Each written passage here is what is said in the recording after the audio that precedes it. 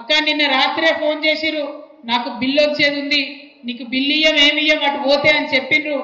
అయినా సరే ఎదిరించి ఇవాళ నేను ఈ సభకు మీ దగ్గరకు వచ్చినా అని వారి యొక్క పోరాట పటిమను చూపించినందుకు తమ్ముళ్ళకు కూడా ధన్యవాదాలు చెప్తా ఉన్నాం. అట్లనే ఇంకా చాలా మంది మాట్లాడుకుంటా అన్నారు, అక్క ఫోన్లు చేసి బెదిరిస్తున్నారని చెప్పి. అన్న జుబేర్ అన్న ధైర్యంగా ఉండు, ఎవరెవరు బెదిరిస్తున్నారో వాళ్ళ పేర్లు బరాబర్ పింక్ బుక్ లో రాస్తాం, ఇడిచిపెట్టేదైతే ఉండదు, అందులో ఏమీ ఆలోచించదు. కేసీఆర్ సార్ మంచోడు కావచ్చు, నేను కొంచెం రౌడీ టైపే, ఎట్టి పరిస్థితిలో ఇడిచిపెట్టుడు ఉండదు.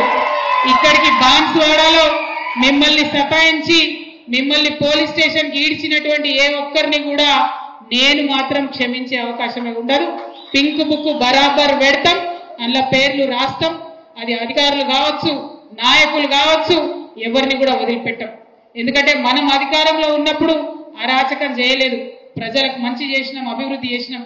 ఇవాళ మీరు పార్టీ మారినంత మాత్రాన ఈ గులాబీ కండువాని ఏదో గదరించి పెడదాం, భయపెట్టించి పెడదాం అనుకుంటే మీ తాట సప్పులకు భయపడేటోళ్ళు ఎవరు లేరు. మీ తాత, మీ ముత్త, మీ జేజమ్మ దిగొచ్చినా కూడా భయపడేటోళ్ళు ఎవరు లేరన్న విషయాన్ని మీ అందరికి కూడా సభాముఖంగా నేను తెలియజేస్తా ఉన్నాను.